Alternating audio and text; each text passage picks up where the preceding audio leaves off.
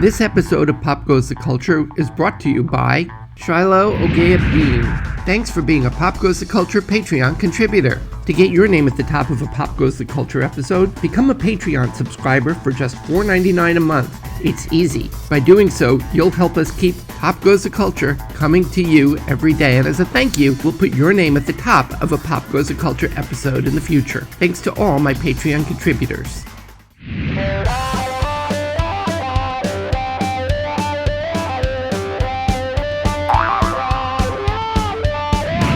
Hey, I'm David Levin, and welcome to Pop Goes the Culture, the behind-the-scenes TV stories you wouldn't have known from the people who were there. Today, Marina Sirtis and I will talk about ending Star Trek The Next Generation. We'll discuss the relationship with Deanna and Riker, and the relationship with Deanna and Worf. And my geekiness gets even geekier, if that's possible. Here's part 6. Interestingly enough, when a show sort of comes to an end, and we'll go down linear, so we're certainly not yeah, right. Next Generation, but when a show comes to an end, everybody sort of gets ready for the end.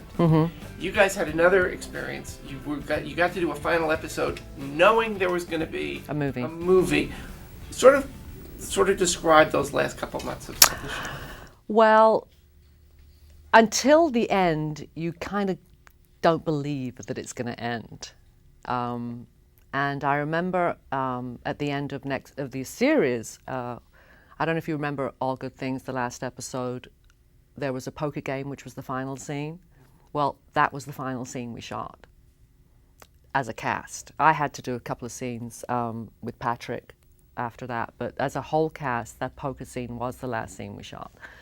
And Michael Dorn, for months, after wearing, the turtle head for 7 years, was, I can't wait to get this thing off of my head. I can't wait for this show to be over. I hate wearing this makeup. On the last day of the show, he was actually crying so much his nose fell off. It was like the whole thing was hanging off, and he was hugging everyone. I'm gonna miss you guys. Oh my God, I love you so much. Even to people he hated, he was just inconsolable. I'm the emotional one, and I was thinking, well, I'm back in 3 days. I have 3 days off, and then I start work on the movie. So it didn't feel like it was over.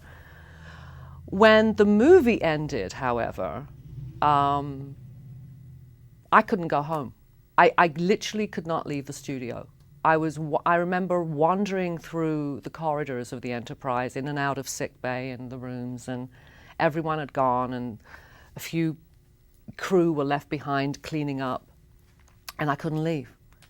And I was inconsolable, desolate. I just can't describe the feeling. I just could not believe it was over. It was the best time of my life. And I didn't know we were all still going to be best friends in 11 years' time. I thought that this was it, and that I would never see my friends again. And now what was I going to do? And I was really scared about going back out into the world, because I knew I could play one character really well, but could I do anything else? I was so scared that I couldn't do anything else anymore. And so instead of coming off a hit series with boundless confidence, for me, it was actually the opposite. I came off with an enormous sense of insecurity about my ability as an actress after just playing one role for so many years. I'd gone back to England and done a few movies, for tea for the BBC and stuff over there. But then I was always playing, with my own accent, which is a London accent, and I thought that was different. But to be in America and to go out and, try and be American, and I was terrified, and just, as I said, for about a year in mourning. I was in mourning, I felt like I was in Three Sisters. I was in mourning for my life, but really sad. Were you in mourning at all for Deanna? Yeah, I loved Deanna. She was so nice, as opposed to me. I'm not as sweet as her, I hate to say, but I'm just not. And it was so nice playing someone who was so well liked, and people came up and said, mothers with their daughters came up and said, you're such a role model for my daughter. And I thought, gosh, you don't know me at all, because I wouldn't model anybody on Marina at all. I'm sure, I remember when I was a teenager growing up in London, and I lived in a very Greek neighborhood. And I'm sure all the other mothers were going to church every Sunday and lighting candles, that their daughters wouldn't end up like me, How much fun was it playing evil Deanna? Well, Evil Deanna for me was easier because I always used to play the bad girl parts. So it was just going back to what I'd always done. Deanna was really the first character I ever got who was kind of good through and through. And so she was a challenge because I had to really block Marina.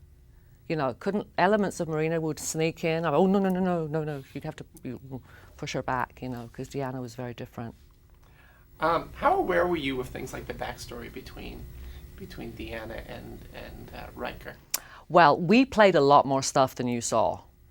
A lot of our stuff ended up on the cutting room floor because Jonathan and I religiously and enthusiastically played that backstory for 7 years, and it used to get cut out.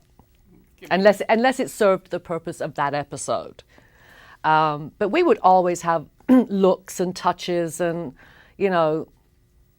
intimations that there was something going on between us all the time, and the producers would just be, no, not anymore. That was in the past. But we continued to relentlessly pursue the relationship, and of course we won in the end because we got married in the last movie. They literally ripped you guys apart by putting your Worf. relationship with Worf. I mean, how tough was that? I hated that relationship, mainly because Michael Dorn is my best friend, and you don't want to be kissing your best friend. I mean, we'd rehearse the scenes, and we get to the part where we had to kiss, and we go, oh, yeah, then we kiss, that's fine, all right. It was weird. It was uncomfortable. I mean, Jonathan is a good friend too, but Michael was like my best girlfriend. He's going to hate that I said that, but we talk every day almost and about everything. He even comes shopping with me, so, that says it all. So having to kiss him, I wasn't crazy about the relationship at all. I thought that it was a bit too Beauty and the Beast-ish. In part 7, Marina Sirtis and I talk about what happened when Worf transitioned over to Deep Space Nine and what it was like when Deanna crossed over to Star Trek Voyager and Enterprise. My geekiness goes to new heights. Meanwhile, what's your favorite Star Trek crossover? Let me know in the comments below, and don't forget to subscribe. I'll see you next time. Thanks for watching. Hey, if you're already a subscriber and you don't want to miss an episode, tap the bell icon. We'll let you know exactly when we're showing new episodes of Pop Goes the Culture, Ask Them Yourself, and the Boomer Tube.